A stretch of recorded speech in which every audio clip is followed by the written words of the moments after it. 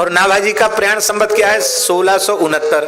तो आखिरी में तो उन्होंने लिखा नहीं, जब भी युवावस्था में किशोर अवस्था में थे तब उन्होंने लिखा।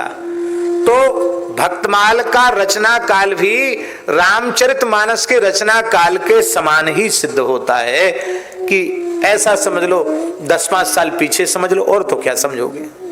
ऐसा समझो कि रामचरितमानस संवत 1631 में तो भक्तमाल संवत 1640 में, इससे ज्यादा आप आगे नहीं बढ़ सकते।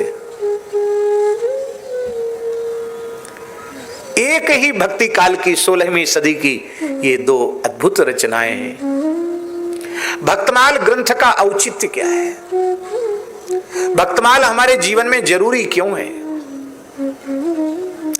देखो, भले ही भयंकर कलिकाल हो, वर्ण धर्म आश्रम धर्म शिथिल हो रहा हो, शौचाचार भी प्रायः विलुप्त जैसा हो रहा हो, लेकिन इस भयंकर युग में भी जीव के कल्याण की पूरी और पक्की गारंटी है। कोई संदेह जीव के कल्याण में नहीं। वो क्या है गारंटी? वैष्णव धर्म का आश्रय है। इस कराल कलिकाल में भगवत शरणापन्न होकर निष्ठापूर्वक वैष्णव धर्म का पालन करना, प्रतिज्ञापूर्वक ऊर्ध्वपुंड्र धारण करना, प्रतिज्ञापूर्वक गले में तुलसी धारण करना, प्रतिज्ञापूर्वक हरिनाम का जप करना, प्रतिज्ञापूर्वक एकादशी करना, ये सब जो वैष्णव धर्म के नियम हैं, इनका कोई श्रद्धा पूर्वक पालन करे तो शरीर उसका अंतिम शरीर होगा, वह जन्म उसका अंतिम जन्म होगा। लेकिन अब जो बात हम कहना चाहते हैं उसको और ध्यान से सुने। कई बार भाग्यशाली जीव वैष्णव धर्म में दीक्षित भी हो जाता है, भगवान का शरणागत भक्त भी हो जाता है, अमुक संप्रदाय में दीक्षा भी ले लेता है, लेकिन इसके बाद भी कई बार उसके जीवन में पतन देखा जाता है। बहुत ध्यान से सुने, कई बार वो अधोगति को प्राप्त होते हुए भी देखे जाते हैं। तब आप लोग कहेंगे कि शास्त्रों में जो वैष्णव चिन्हों की धर्म की महिमा है वो झूठी है, कि ये जो घटना दिख रही है ये सही है। क्या सही है, क्या गलत है? बहुत ऊंची बात है। तो उसमें कहना यही पड़ता है कि इतना सब करने के बाद भी यदि उसके जीवन में पतन हो रहा है, चूक हो रही है, अपराध बन रहे हैं, उसका कारण क्या है? उसका कारण है भगवत भागवत अपराध। क्या कारण है? भगवत अपराध और भागवत अपराध। ये दो अपराध ही जीव का कल्याण नहीं होने देते हैं। इन दो अपराधों से बच जाए तो कल्याण सुनिश्चित है, सुनिश्चित है, सुनिश्चित है, संदेह नहीं है, नहीं है, नहीं है, पक्का समझ लो।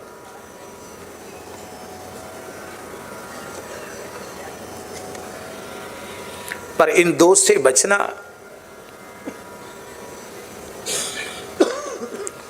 बड़ी कठिनाई है और बड़ी सरलता है।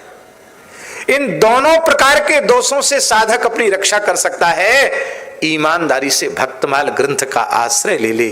भक्तमाल का आश्रय लेने वाला व्यक्ति, भक्तमाल की शरणागति ग्रहण करने वाला व्यक्ति, उसके जीवन में न भगवत अपराध बनेगा न भागवत अपराध बनेगा। भैया जी, भागवत अपराध, गुरु अपराध, संत अपराध ये अलग अलग नहीं, एक ही है। और भागवत अपराध ये जो है ना, ये ऐसे हैं कि एक बनेगा तो दूसरा बनेगा ही। भगवत अपराध कैसे बनता है? भगवत स्वरूपों में भेद करने से भगवत अपराध बनता है। रामकृष्ण नारायण में जो भेद बुद्धि की कल्पना करते हैं, भगवान के किसी अवतार को बड़ा छोटा कम ज्यादा बताते हैं, उनको भक्त अपराध लगता है, भगवत अपराध लगता है। और भगवत अपराध लगते ही भक्त अपराध लगना शुरू हो जाता है। जैसे आप राम जी के भगत हैं, आप श्री राम रूप में आपका विशेष अनुराग है, पर जैसा अनुराग श्री राम रूप में है वैसा अनुराग कृष्ण स्वरूप में नहीं है। तो आपने राम जी का तो आदर कर दिया, और श्री कृष्ण भगवान के स्वरूप का तिरस्कार कर दिया। बोलने में, व्यवहार में, सोचने में कुछ न कर दिया। अब हम कथा कह रहे हैं, मान लो श्री कृष्ण के स्वरूप में हमारा वैसा प्रेम ना हो जैसा राम जी के स्वरूप में हो, और हमारे मुंह से कोई अटपट बात निकल गई, तो ये जो श्रोता बैठे हैं यही श्रोता नहीं है। भगवान के नित्य मुक्त पार्षद भी कथा में आकर बैठे हैं, उद्धव जी भी कथा में बैठे हैं। भगवान श्री कृष्ण की उपेक्षा हमारे द्वारा होगी, उद्धव जी को कितनी पीड़ा होगी। उद्धव जैसे परम भागवत को पीड़ा पहुंचाने वाला, उसका कल्याण हो सकता है क्या?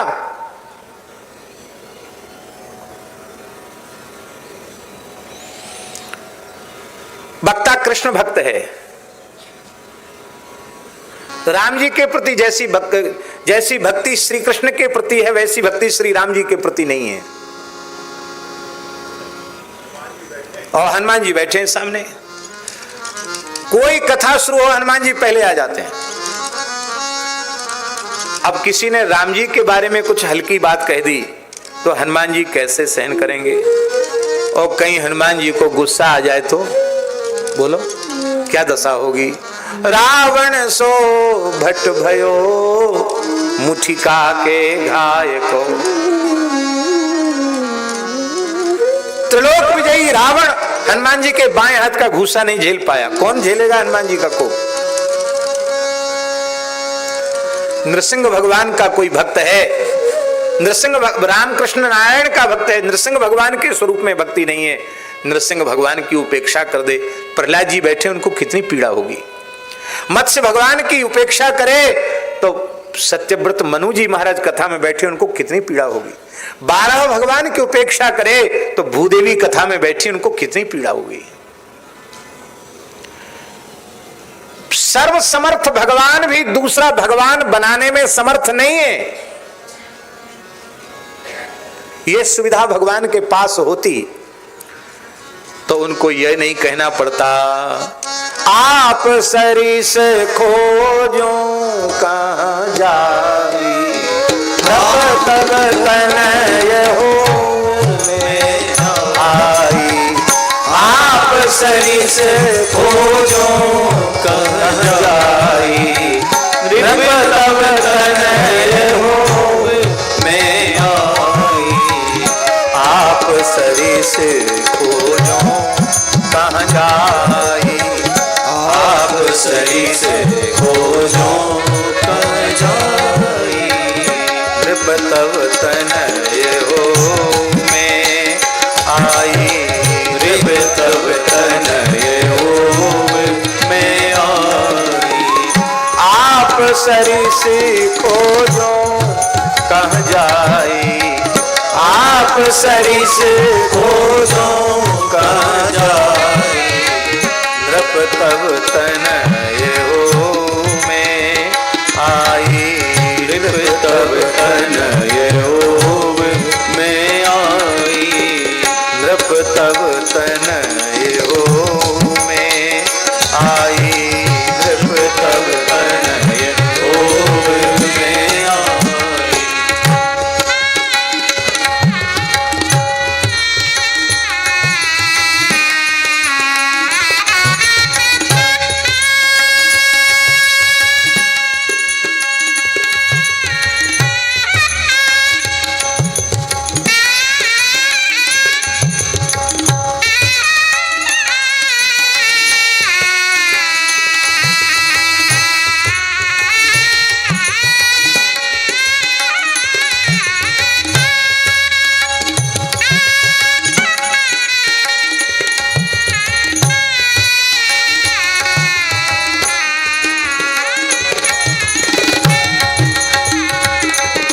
वाले भगत जी को अवसर नहीं मिल रहा था तो उन्हें अवसर खोज लिया।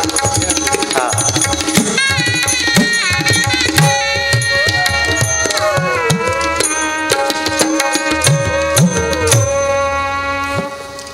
तो भगवत अपराध और भागवत अपराध, भगवान का अपराध बनेगा तो उनके भक्तों का जरूर, भक्तों का बनेगा तो भगवान का अवश्य बनेगा। और संतों में भेद नहीं है और भगवत स्वरूपों में भेद नहीं है, यह बोध बिना भक्तमाल ग्रंथ के आश्रय के जीवन में उतर ही नहीं सकता। आज सभी प्रेमी संत एक साथ बैठकर भगवत चर्चा कर सुन रहे हैं, ये महिमा भक्तमाल ग्रंथ की है। नाभाजी ने ये न किया होता तो आज ये सुख हम लोग कैसे लेते हैं। भक्तमाल कार नाभाजी की दृष्टि क्या है, जहां सभी संप्रदाय के भक्तों का तो उन्होंने स्मरण किया ही, चतुर्थ संप्रदाय के कुछ ऐसे भक्तों का स्मरण किया जिनका कोई संप्रदाय सुनिश्चित अब तक नहीं हो पाया, उनका भी स्मरण किया। अंतर्निष्ठ भक्तों का स्मरण नाभाजी ने किया। कई बार शंकराचार्य भगवान और उनकी परंपरा के पवित्र अनुयायी संतों की हमारे द्वारा उपेक्षा हो जाती है। मायावादी मायावादी कहकर उनकी बड़ी उपेक्षा हो जाती है। लेकिन भक्तमाल ग्रंथ में उन महापुरुषों का भी खूब स्मरण किया गया। आदि शंकराचार्य भगवान के संबंध में श्री नाभाजी कहते हैं, कलियुग धर्म पालक प्रगट आचार्य शंकर सुवट।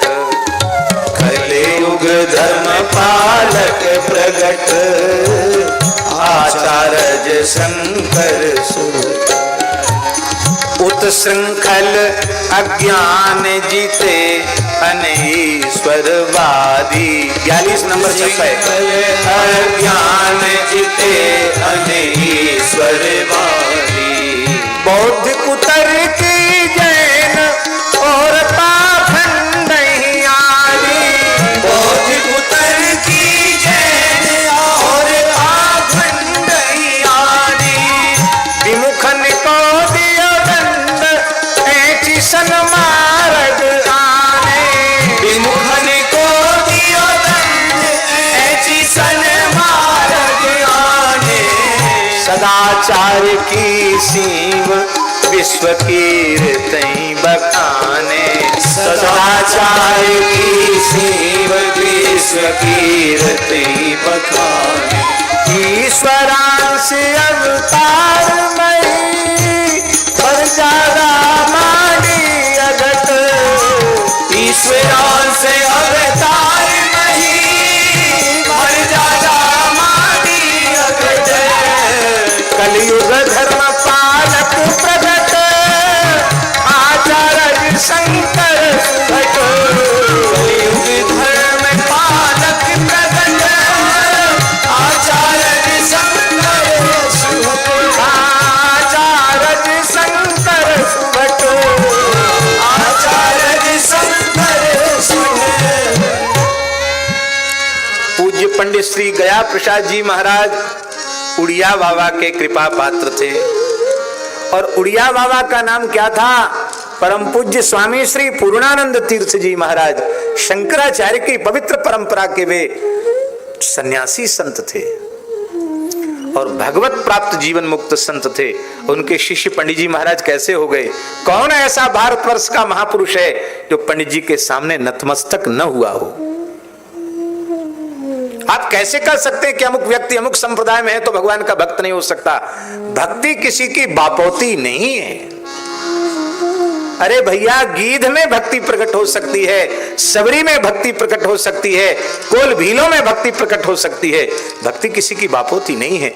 ये तो तात भगति अनुपम सुख मूला। तात भगति अनुपम सुख मूला। मिलई जो संत होई अनुकूला। मिलई जो संत होई अनुकूला। जिस पर संत कृपा हो जाएगी उससे भक्ति मिल जाएगी, तो बापुती नहीं किसी। तो कई बार, बहुत ध्यान से सुने, कई बार सांप्रदायिक कट्टरता के कारण भी संतों का, भक्तों का, महापुरुषों का अपमान हो जाता है।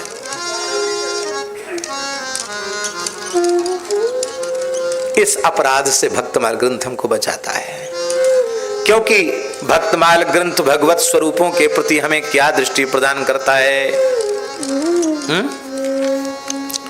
जिते अवतार सुख सागर न पारावार, करें विस्तार लीला जीवन उधार को। जाहि रूप माझ मन लागे जाको पागे तहीं, जागे ही ये भाव वही पावे कौन पार को। सब ही है नित्य ध्यान करत प्रकाशे चित्त, जैसे रंग पावे वित्त जो पे जाने सार को।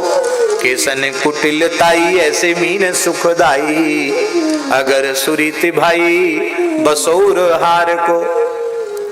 श्री भक्तमाल के टीकाकार प्रियादास जी कह रहे हैं, जिते अवतार, जितने अवतार हैं सभी सुख के समुद्र हैं, सभी की महिमा का कोई पारावार नहीं है, सभी लीला का विस्तार केवल जीव जगत के उद्धार के लिए ही करते हैं।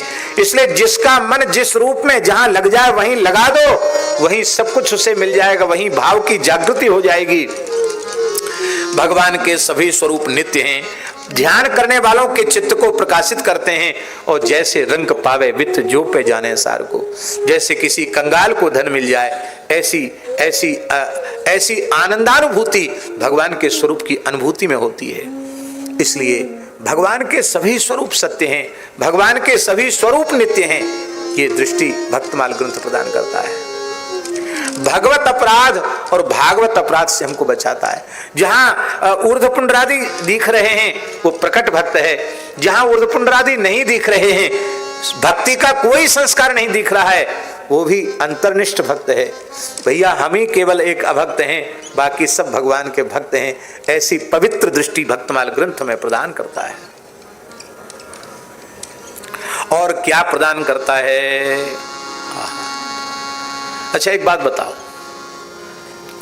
माताएं छोटे बच्चे को खूब बढ़िया से नहलाती हैं शैम्पू साबुन वगैरह से, और बढ़िया सुगंधित तेल लगा देती हैं, झंगुली पहना देती हैं, पोशाक और काजल लगा देती हैं। वो सब श्रृंगार करने के बाद एक काला टीका लगा देती हैं। उनको पूछो कि इतनी देर से तुम मेहनत कर रही थी, ये काला काजल का टीका क्यों लगा दिया? वो माता क्या कहेगी? वो कहेगी कि ये बालक इतना सुंदर लग रहा है कि किसी की नजर न लग जाए। दृष्टि दोष से बचाने के लिए, नजर लगने से बचाने के लिए इस बच्चे के मस्तक पर काला टीका लगाया है।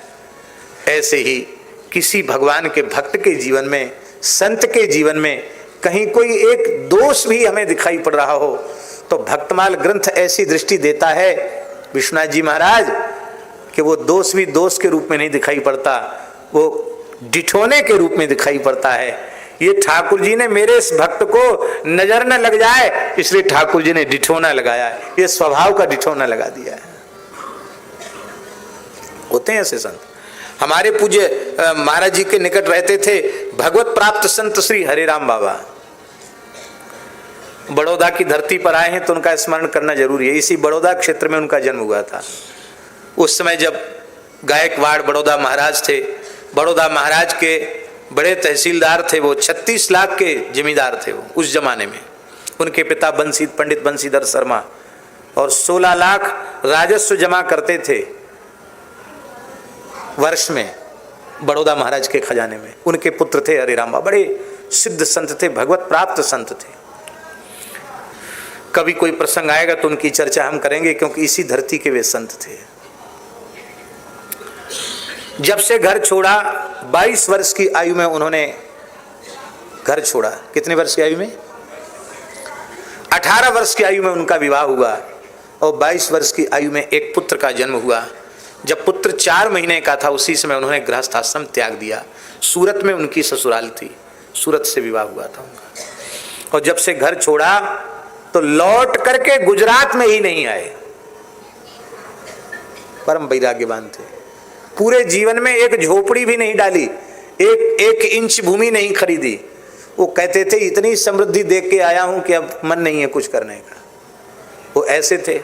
और स्वभाव कैसा था बताएं? बुढ़ापे में हमको कहते पंडित बच्चा ले मेरी दक्षिणा तू रख ले।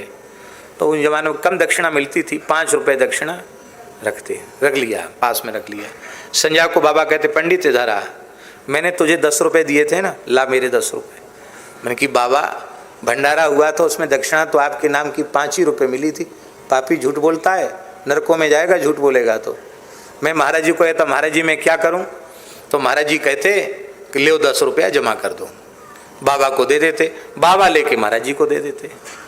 उनको थोड़ी रखना है, अब क्या कहोगे आप, उनकी लीला थी ऐसी।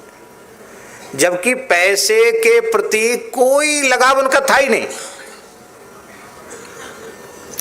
बाबा आज हमारा जन्म दिवस है, कुछ आशीर्वाद दे दो, जा बच्चा जल्दी मरेगा। अब आपकी हिम्मत होगी द्वारा जन्म दिवस का आशीर्वाद मांगने की?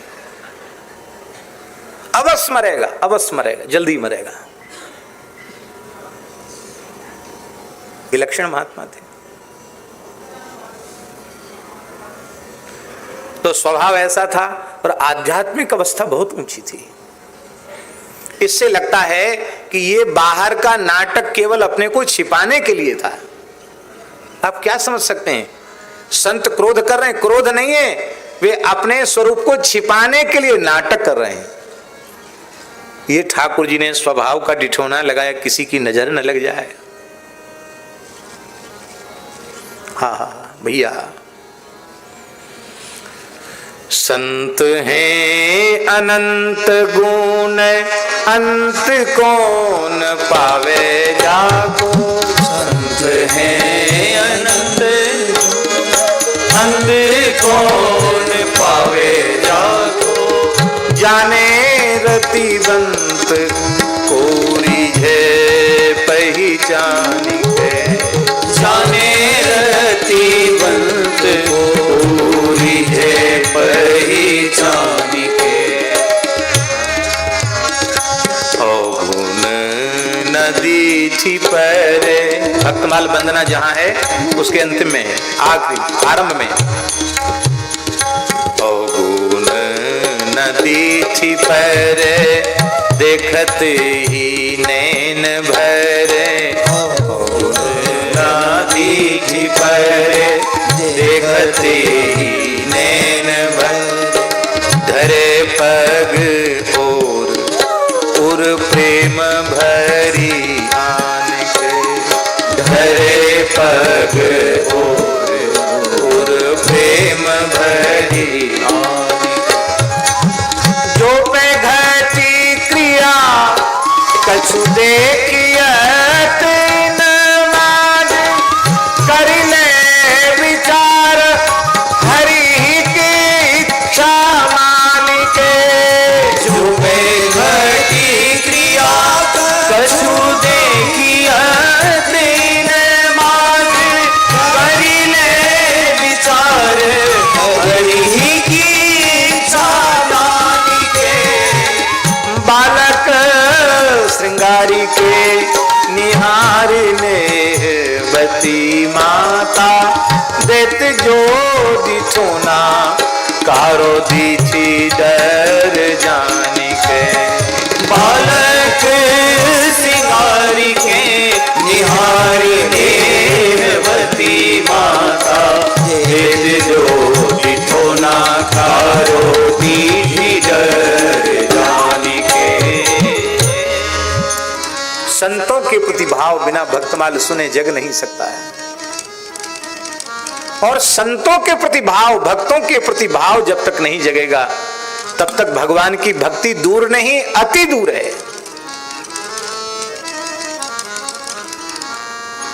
बड़े भक्तिमान निस दिन गुणगान करें। हरे जग पाप जाप ही परिपूर है। जानी सुख माने हरि संत सन मान सचे। बचे उ जगत रीति प्रीति जानी मूर है। तऊ दुराराध्य को कैसे के आराधी सके। समझो न जात मन कंप भयो चूर है। शोभित तिलक भाल माल उर राजे ए पे। बिना भक्तमाल भक्ति रूप अति दूर है। यदि भक्तमाल का आश्रय आपने नहीं लिया तो भक्ति का स्वरूप दूर नहीं, अति दूर है। जीवन भर किए गए नाम जप का, गीता भागवत रामायण के सत्संग का, गौ ब्राह्मण संत सदगुरु इनकी सेवा का यदि कोई चरम फल है तो वो है भक्तमाल की कथा सुनने का सौभाग्य मिल जाना। ये इतना दिव्य ग्रंथ है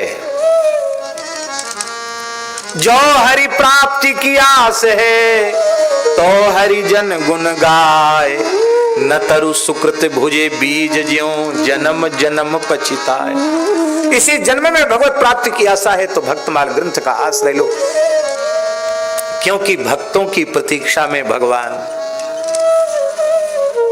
आप भक्तमाल का आश्रय लीजिए तो भगवान आकर आपको हृदय से लगा लेंगे। भक्त दाम संग्रह करे कथन श्रवण अनुमोद, सो प्रभु प्यारो पुत्र ज्यों बैठे श्री हरि की गोद। भगवान की गोद का अधिकारी हो जाता है।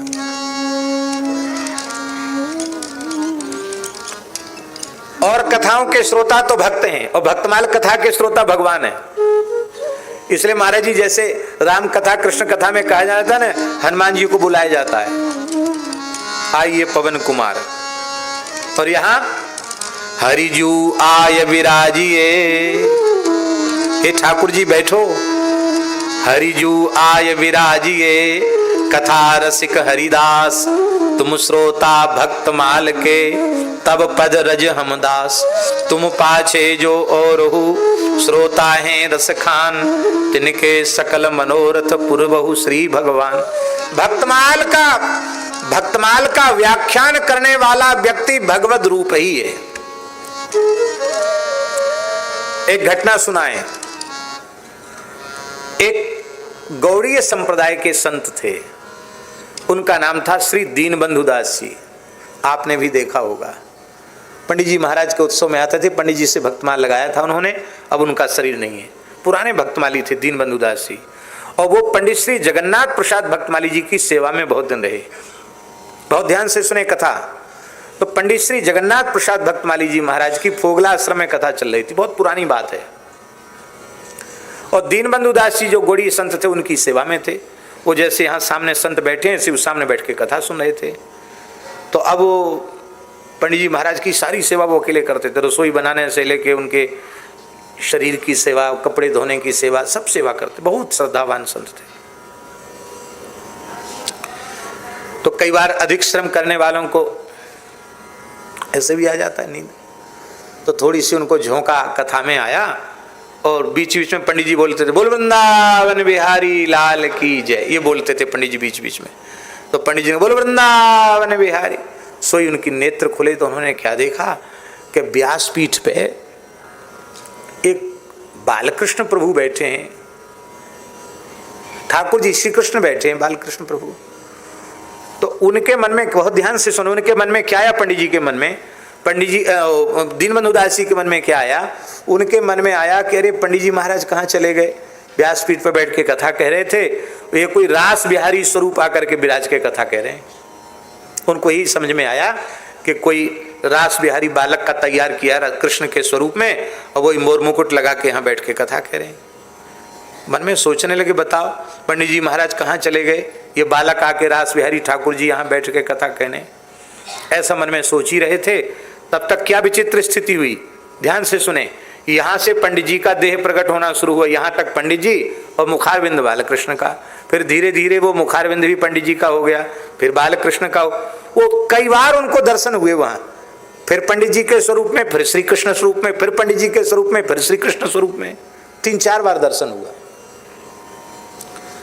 तब वे विह्वल हो गए।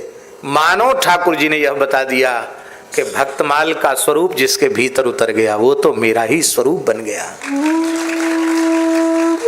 जो भगवान कहते संत भगवंत में अंतर निरंतर नहीं, वो चरितार्थ करके ठाकुर जी ने दिखा दिया।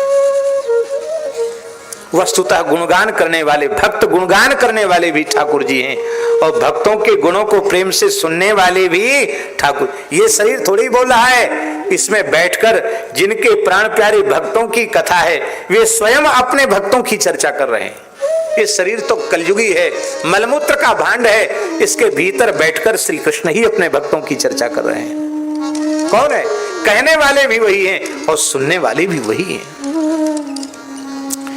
इसलिए बड़े भक्तिमान निस दिन गुण गान करे, हरे जग पाप जाप हियो परिपूर है, जानी सुख मानी हरि दर्शन मानि सचे बचेऊ जगत रीति प्रीति जानी मोरे। तऊ दूरा राज्य को कैसे के आराधी सके समझो न जात मन कंप भयो। शोभित तिलक भाल मालपूर राजे पे बिना भक्त माल भक्ति रूप अति दूर है। बिना भक्त माल भक्ति रूप अति दूर है। कोई बड़े भक्तिमान हैं, अहरनिश गुणगान भी करते हैं, ऐसी उनकी महिमा हो चुकी है कि उनके दर्शन से संसार के पाप ताप संताप भी नष्ट हो जाते हैं। और हरि गुरु संत यही सुख का आधार हैं, ऐसा मान करके जो हरि गुरु संतों को भजते भी हैं, संसार के व्यवहार से भी अपने को बचा रखा है। परम प्रेम ही संपत्ति है, इसको जानकर प्रेम की पूंजी को इकट्ठा करने में लगे हैं। इसके बाद भी भगवान की भक्ति का स्वरूप दुराराध्य है, कौन उसकी उपासना करे। मन एकदम थरथर कांपने लग गया है, सारे साधन का अभिमान ही चूर चूर हो गया। मस्तक पर ऊर्ध्वपुंड तिलक है, गले में तुलसी की माला है, लेकिन यदि इतना सब होने के बाद भी यदि भक्तमाल ग्रंथ का आश्रय जीवन में नहीं है तो बिना भक्तमाल भक्ति रूप अति दूर है। राजस्थान सत्संग समिति, क्या ज्ञान गंगा समिति, राजस्थान ज्ञान गंगा समिति ऐसा अनुभव करे कि हमने जब से समिति बनाई और जब से सुनना आरंभ किया, उसका फल आज हमें भक्तमाल की कथा के रूप में मिल रहा है। आप ईमानदारी से सुने, आपके जीवन में परिवर्तन न हो ये संभव नहीं है। भक्तमाल का थोड़ा महात्म भी संक्षिप्त हम कह दें, क्योंकि आज केवल भक्तमाल की भूमिका है, बिना इसको कहे आपको समझ भी नहीं आएगा ग्रंथ है क्या। बहुत संक्षेप में बोल रहे हैं।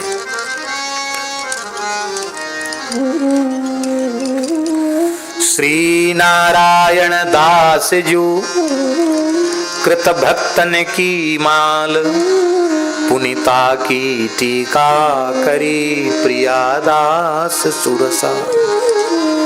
ताको साधुन के कहे कहो महात्म बानी ले ग्रंथन मत आधुनिक परिचय रस की खान।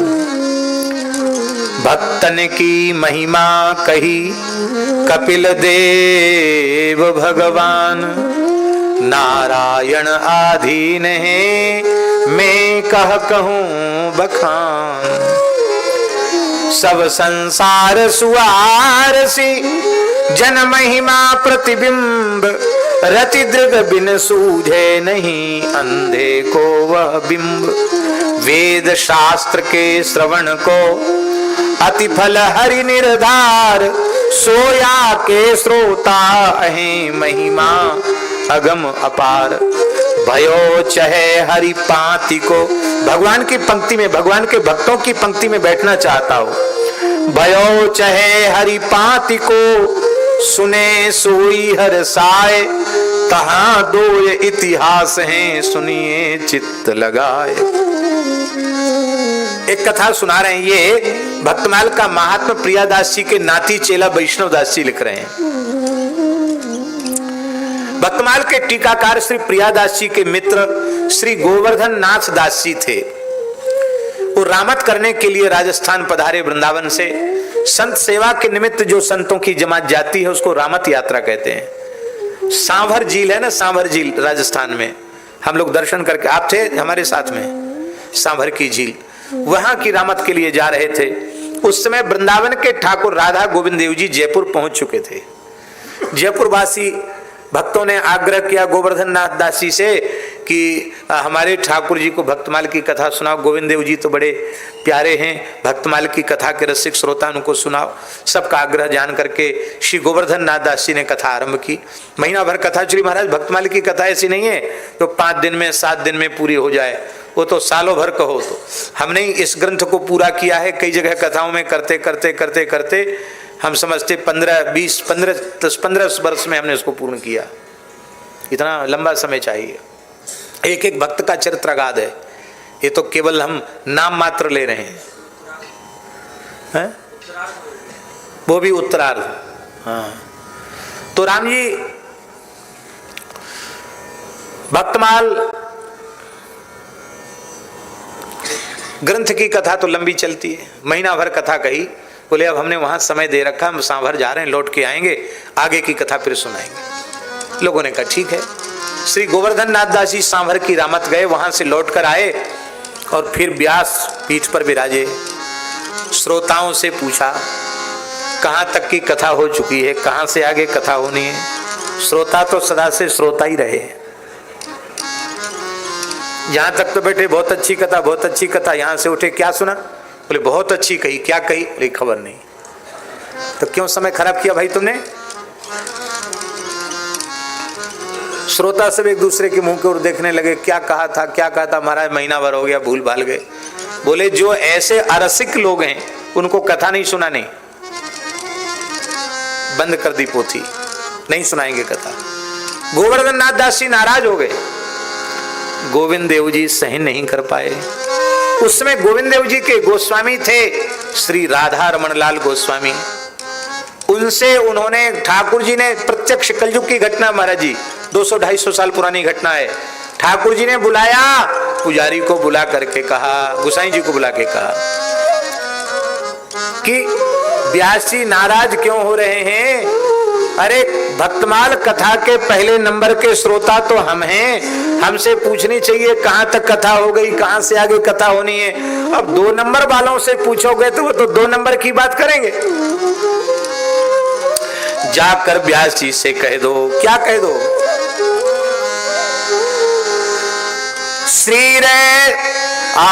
श्री गोविंद देव विख्याता,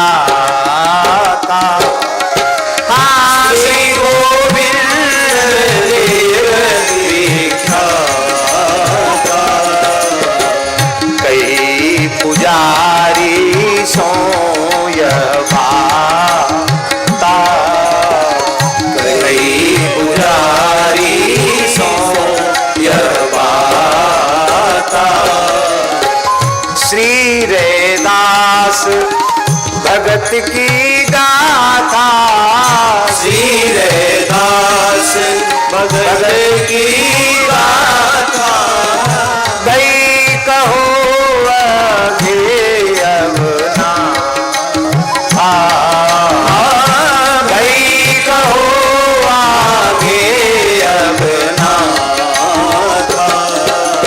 सुनि सुपुजारी के दिगन पानी बहो अपार, पुजारी के दिगन पानी बहो अपार, जाके श्रोता अपने यह कीनी निर्धार, जाके श्रोता अपने यह कीनी निर्धार, यह कीनी निर्धार। ठाकुर जी ने कहा जाकर कह दो रैदास जी तक का चरित्र हुआ था, रैदास जी से आगे की कथा कहो। महाराज जी सबके नेत्रों से अश्रुधार बह चली। ये प्रत्यक्ष बोल करके गोविंद देव जी ने इस कलिकाल की घटना ये बात कही। स्पष्ट हो गया कि भक्तमाल के श्रोता तो साक्षात ठाकुर जी ही हैं। दूसरा इतिहास है, प्रियादास जी महाराज ब्रज 84 कोस की परिक्रमा करते करते होडल पहुंचे। वहां लालदास जी नाम के निम्बार्क संप्रदाय के महंत थे। उन्होंने बहुत प्रार्थना की, वहां कथा होने लगी। तो कथा महाराज भक्तमाल की कथा होती है, भोज भंडारे जरूर होते हैं। क्यों होते हैं? बार बार संत सेवा की बात आती है, किसी न किसी के मन में प्रेरणा जग जाती है। खूब भोज भंडारे हो रहे थे, खूब साधुओं के जमघट लगे थे। तो कुछ चोर भी महाराज साधु भेष बना के आ गए। वो खूब खीर मालपुआ खावे दक्षिणालय में, और इस ताक में रहें कि कोई मौका मिले कि ठाकुर जी और सोने चांदी के बर्तन लेके जय सिया राम। मंदिरों में कुछ ना कुछ तो होता ही है।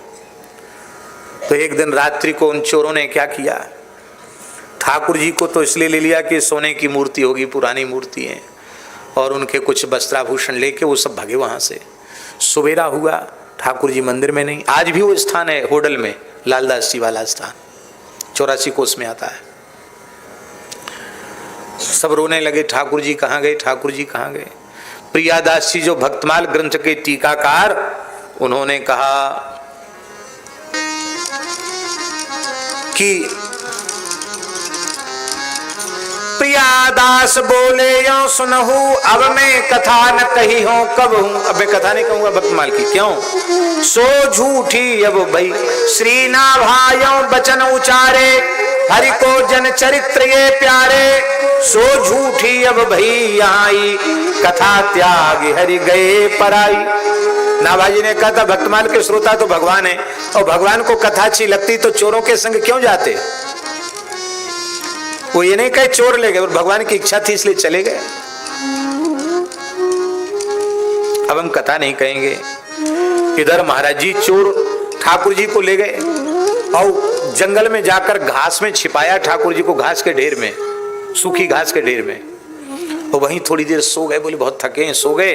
तो चारों चोरों को सपना हुआ। ठाकुर जी ने कहा देखो तुम हमारी भक्तमाल की कथा छुड़ा के लाए हो, आज ही रात को लेके गए थे, आज ही ठाकुर जी ने कहा तुरंत सवेरा होते होते हमको वहीं पहुंचा के आओ। तुमने हमको कथा छुड़ा के बड़ा दुखी किया है, तो दुहरे दुख परे हैं हम पर, दुहरे दुख परे हैं हम पर, चौहर दुख डालूंगो तुम पर, चौहर दुख डालूंगो तुम पर।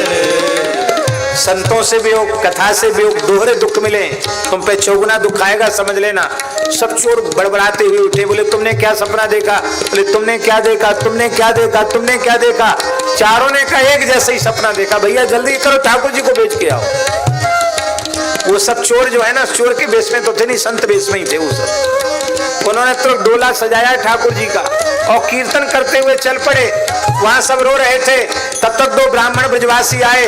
उन्होंने कहा बाबा आप सब तो यहाँ रोए रहे हो, तो चोर तिहारे ठाकुर ल्यावत, चोर तिहारे ठाकुर ल्यावत, नच नचत गावत बजवत आवत, नाचत गावत बजवत आवत। सुनि सब साधु निपट हर साए, करत कीर्तन सन्मुख गाए,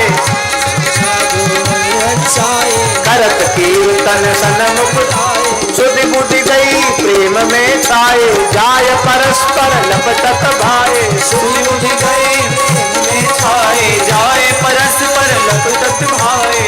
मंदिर में प्रभु को पधरायो, बहु मंगल उत्सव करवायो, मंदिर में प्रभु को पधरायो, बहु मंगल उत्सव करवायो।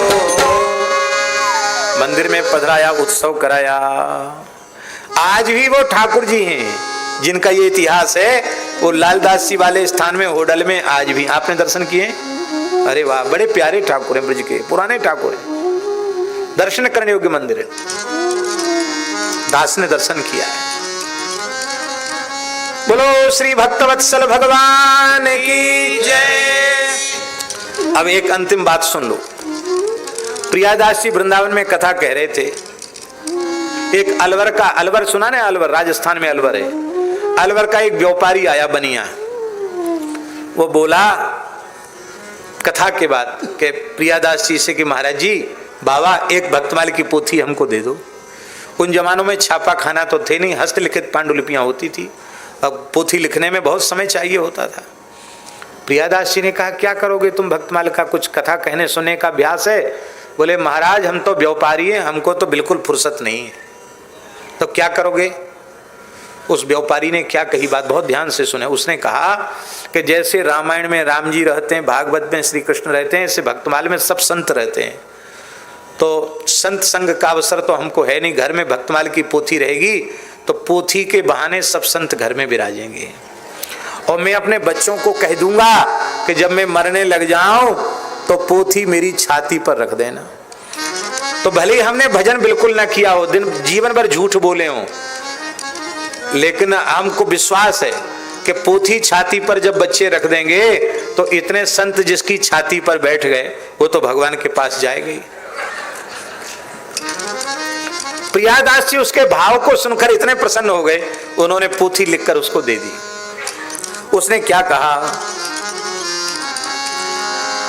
महाराज में जग व्यवहारी, ग्रह कामन में अटक्यो भारी, साधु संग को अवसर नाही, ताते में सोची मन माही, मरती बार हिये पे धरी हो, इतने साधुन संग उबरी हो। यह बात सुनकर प्रियादास जी के नेत्र भराए, उन्होंने पोथी दे दी।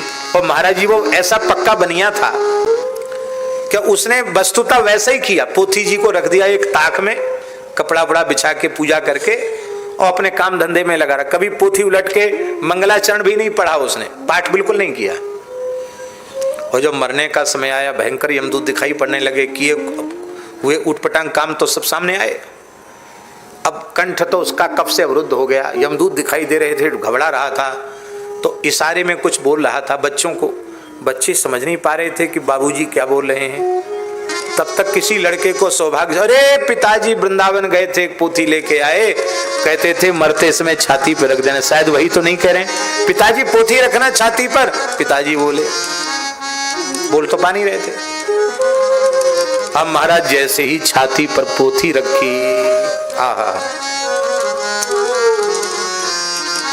ते उठाए पोथी ले आए, धरी छाती पर अचरज छाए, धर तैयम के दूत भजेयो, सूरन के आगे कायर जो, कंठ खुलो नैन जल ढारो, हरे कृष्ण गोविंद उचार्यो, बहु भक्तन के दर्शन पायो, ये माझी आनंद समायो, ये माझी आनंद समायो। जैसी पोथी रखी यमदूत भग गए। भगवान के भक्त नामदेव, रैदास, कबीर, मीराबाई आदि अनंत संत आकाश में प्रकट होकर दर्शन देने लगे और वो कीर्तन करने लग गया। महाराज वो व्यापारी, बच्चों ने देखा पिताजी पहले तो बहुत घबरा रहे थे, अब तो बड़े प्रसन्न दिख रहे हैं। बोले पिताजी क्या बात है? बोले महाराज पहले जमदूत मार रहे थे, अब भगवत पार्षद दिख रहे हैं, भगवान के भक्त दिखाई पड़ रहे हैं। कौन कौन? बोले नामदेव, रैदास, कबीरा, शेर धना पीपा अति धीरा, ठाणे सकल कहते हैं बाता, हमरे संग चलो अवताता, मेरे संग चलो। इसलिए सो में अब इनके संग दिजे हो, यमदूतन के मुख न चिते हो। ऐसा कह करके यह कही राम कृष्ण उचार, यह कही राम कृष्ण उचार, नैन मूंदे हरि को उर्धारत, नैन मूंदे हरि को उर्धारत, प्राण त्याग हरि धाम सिधायो, वेतन के उर आनंद छायो, त्याग हरि धाम सिधायो, वेतन के उर आनंद सुख छायो, तब ते तीन ने नेम करे अंत समय पुर ग्रंथ धरे, अंत समय पुर ग्रंथ धरे। प्रियादास जी कहते तब से उनका नियम है, उनके वैष्णवदास जी बोल रहे हैं, उनकी परंपरा में छाती पर मरते समय भक्तमाल रखी जाती है। हमारे ब्रज में ये पुरानी परंपरा रही। हमारे पूज्य गुरुदेव श्री भक्तमाली जी महाराज ध्यान से सुने, जब भगवत धाम जाने लगे तो महाराज जी ने कहकर भक्तमाल का मूल गुटका मंगाया और अपनी पॉकेट में अपनी छाती पर रखा। अंतिम क्षण तक भक्तमाल महाराज जी के वक्षस्थल पर रहा। जल समाधि में भी वो पोथी उनके साथ ही गई। और इस दृश्य को एक उड़िया संत ने देखा। श्रद्धेय स्वामी श्री राम सुखदास जी महाराज के परिकर श्री चित्रंजन, क्या चित्रंजन जी नाम है, चित्रंजन दास जी और श्री दीनबंधु दास जी, उन संतों ने प्रेरणा प्राप्त करके उस भक्तमाल की तावीज बनाई, वो भी तुलसी में। और फिर महाराज जी की चित्रपट को और सभी प्रसिद्ध समाधियों को, देवालयों को उन्होंने धारण कराई। और अब तो सैकड़ों लोग भक्तमाल अपने कंठ में निरंतर धारण करते हैं। भैया इतने संत रहेंगे तो सब ठाकुर जी जरूर पार लगाएंगे। भक्तमाल छोटी सी, अब तो कंप्यूटर का जमाना है, पूरी पोथी छोटे अक्षरों में, छोटे परिचय में आ जाती है। और देखो, ये देखो कहाँ है, कहाँ गई भैया,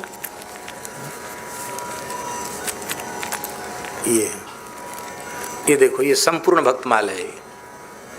और ऐसे प्रायः इस सन्मुख बैठे हैं संत, प्रायः सब अपने कंठ में धारण किए हुए, तमाम सदगृहस्थ भक्त भी धारण करते हैं। और इसके चमत्कार श्री दीनबंधु दास जी जो उड़िया संत हैं, चित्रंजन दास जी, उन संतों ने इसके कई चमत्कार सुनाए। उन्होंने कहा उड़ीसा के क्षेत्र में ये जगह जगह कीर्तन मंडलियां बनाकर ये रखी है और वहाँ इतने लोग नहीं, न इतनी ये भक्तमाल की ताबीज हैं। तो बोले जो मरने लग जाता उसके गले में ब्रज ये रख करके और फिर तुलसी दल गंगा जल देते हैं। कई कितने लोगों ने ये अनुभूति बताई कि ठाकुर जी संत मुझे दिख रहे, मैं भगवान के धाम को जा रहे। कई सैकड़ों लोगों का कल्याण इससे हुआ और एक ही, पूरे गांव में एक ही है बस, वो जो मरने लग जाता उसके गले में जाकर बांधे, फिर गंगा जल से धो के रख लेते हैं। ऐसी घटनाएं भी हो रही हैं, प्रत्यक्ष है महाराज। बोलो भक्तवत्सल भगवान की। इसलिए संभव हो सके तो भक्तमाल धारण करना चाहिए। हमारे तो जब से बहुत से लोग कहने लग गए कथा सुन के, तो मलुक पीठ में ऐसी व्यवस्था करी है, जो तुलसी का काम करते हैं ना, उनसे बनवा लेते, उनको रखते हैं कि जिसमें किसी के मन में हो तो वो वहां से कार्यालय से प्राप्त करके कंठ में तुलसी धारण कर सके। व्यापार के हिसाब से नहीं, उनकी जो लागत है, उनसे जो लागत में लिया, जो पैसा उनको दिया, वही पैसा उसको दे करके और भक्तमाल, और जिन्हें आवश्यक समझते हैं उनको ऐसे ही प्रदान भी करते हैं, संस्था की ओर से भी प्रदान करते हैं। तो भक्तमाल ग्रंथ की अपार महिमा है। भक्तमाल को केवल तावीज और पुस्तक के रूप में ही धारण मत करो। सच्ची बात तो यह है, भक्तमाल को अपने हृदय में धारण कर लो, अपने कंठ में धारण कर लो। जीवन में के कल्याण में संदेह नहीं है।